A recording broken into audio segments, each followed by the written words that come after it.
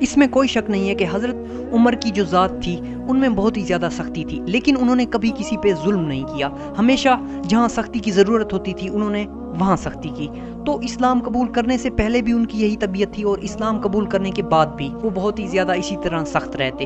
تو اسلام قبول کرنے سے پہلے جہاں وہ دیکھتے کہ یہ انسان سچا ہے اور اس پہ ظلم ہو رہا ہے، وہاں بھی وہ سختی کیا کرتے تھے، اور جہاں جب اسلام انہوں نے قبول کر لیا، جہاں دیکھتے کہ ظلم ہو رہا ہے تو وہ وہاں بھی بہت زیادہ سختی کیا کرتے تھے۔ آپ بہت ہی زیادہ ذہین، بہادر اور جنگجو طبیعت کے تھے۔ تو آپ بہت ہی زیادہ آپ کی زندگی کا ایک اور پہلو تھا کہ آپ بہت ہی زیادہ شفیق اور نرم دل بھی انسان تھے۔ اسی نرم دلی اور اسی شفقت کی وجہ سے رسول صلی اللہ علیہ وسلم نے آپ کو دعا میں مانگا اور آپ رضی اللہ تعالیٰ عنہ نے اسلام قبول کیا۔ جب حضرت محمد صلی اللہ علیہ وسلم نے اعلان نبوت کیا، جب باقاعدہ طور پر آپ صلی اللہ علیہ وسلم نے اللہ تعالیٰ کے پیغام کی تبلیغ کر لی، تو وہ حضرت عمر جو تھے وہ بھی سرداروں میں ان کا نام تھا، وہ بھی سردار تھے۔ الخطاب جو کہ ان کا باپ تھا وہ سردار تھا اور مالدار تھا اور تاجر بھی تھا اور تجارت بھی کرتا تھا۔ تو اس کے بعد جب ان کا باپ فوت ہو گیا تو وہ سردار بنے، اور اس کے علاوہ وہ بھی تجارت کیا کرتے تھے۔ تو جب رسول صلی اللہ علیہ وسلم نے اعلان نبوت کیا، جو کفار تھے، جو مشرکین مکہ تھے، وہ بیٹھے اور ان کی محفلوں میں بہت زیادہ کھلبلی مچ گئی کہ یہ تو آ کے ہمارے ہی دین کو جھٹلا رہا ہے، یہ ہمارے ہی بتوں کو برا بھلا کہہ رہا ہے، تو یہ ہمارے باپ دادا کے دین کو برا کہہ رہا ہے، اس طرح کیسے ہو سکتا ہے؟ یہ ہم سالوں سے باپ داداؤں سے ہم بتوں کی پوجا کرتے آ رہے ہیں، اور یہ اب آ کے کہہ رہا ہے کہ تم بتوں کی پوجا نہ کرو، ایک خدا کی عبادت کرو اور اللہ ہی تمہارا خدا ہے۔ یہ کس طرح ہو سکتا ہے؟ کفار اپنی محفلوں میں بیٹھ کے یہ باتیں کیا کرتے تھے۔ تو اس کے بعد حضرت عمر بھی ان کی محفلوں میں ہوا کرتے تھے، وہ بھی سنا کرتے تھے۔ تو یہی باتیں سن کر حضرت عمر کے دل میں بہت ہی زیادہ غصہ آیا، اور یہ غصہ اتنا بڑھ گیا کہ ایک دن حضرت عمر نے تلوار نکالی اور کہا کہ اب میں محمد کو قتل کر کے ہی رہوں گا۔ تو لہٰذا وہ تلوار نکال کے حضرت محمد صلی اللہ علیہ وسلم کے گھر کی طرف بڑھنے لگے۔ وہ جب گھر کی طرف بڑھنے لگے تو ایک انسان نے انہیں بتایا کہ حضرت محمد کو قتل کرنے سے پہلے جاؤ اور اپنی بہن اور اپنے بہنوئی کو قتل کرو، کیونکہ وہ اسلام قبول کر چکے ہیں اور وہ باقاعدہ طور پر قرآن کو پڑھ بھی رہے ہیں اور نماز بھی پڑھ رہے ہیں، تو جا کے سب سے پہلے ان کو قتل کرو۔ تو جو آپ کے بہنوئی تھے ان کا نام تھا سعید، عشرہ مبشرہ میں بھی ان کا نام آتا ہے، تو اولو العزم جو صحابی ہیں وہ ہیں، سب سے پہلے اسلام قبول کرنے والوں میں ان کا نام ہے۔ حضرت عمر بڑھے اپنے بہنوئی اور اپنی بہن کی گھر کی طرف اور جا کے زور سے دروازہ بجایا۔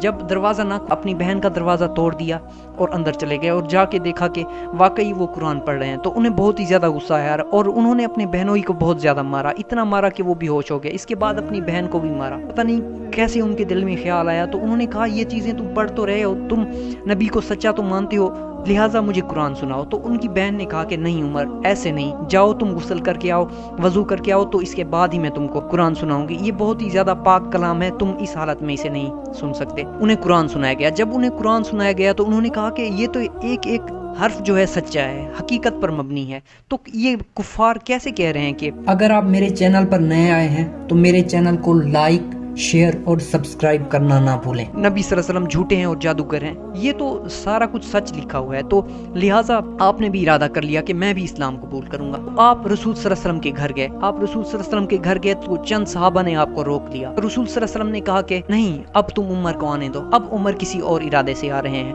یہ مجھے قتل کرنے کے ارادے سے نہیں آ رہے۔ تو ناظرین اب آتے ہیں ابو جہل پہ۔ ابو جہل بہت ہی زیادہ ظالم انسان تھا، بہت ہی زیادہ اپنے غلاموں پہ ظلم کرنے لگ گیا۔ جب ابو جہل کے غلاموں نے اسلام قبول کرنا شروع کر دیا، ابو جہل کے غلاموں میں سب سے پہلے نام آتا ہے حضرت بلال حبشی کا، اور بھی بہت زیادہ غلام تھے، اور حضرت عمار بن یاسر کے جو والدین تھے، اور حضرت عمار بن یاسر وہ بھی ابو جہل کے غلام تھے۔ تو جب انہوں نے اسلام قبول کر لیا تو وہ بہت ہی زیادہ ظلم کرنے لگا ان پر۔